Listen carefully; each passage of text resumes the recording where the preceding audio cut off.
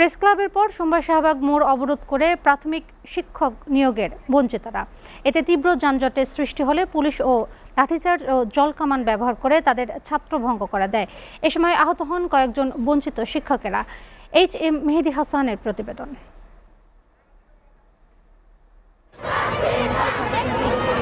চাকরিতে ফের নিয়োগের দাবিতে এবার শাহবাগ মোড়ে অবস্থান নিয়েছেন প্রাথমিক শিক্ষক পদের বঞ্চিতরা।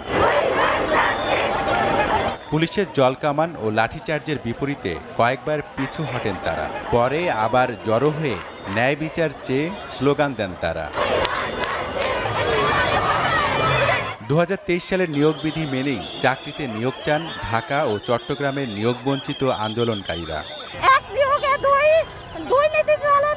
লাগাতারে রাত দিন আমার মা বোনেরা সবাই আমরা রাস্তায় বসে আছি। পুলিশ আর কি বলবো ভাই, আপনারা তো দেখছেন আমাদের ভাইদের উপর লাঠিচার্জ করছে, আমাদেরকে দফায় দফায় জল কামান দিচ্ছে। দাবি পূরণ না হওয়া অবধি মাঠে থাকবেন বলেও ঘোষণা দেন তারা।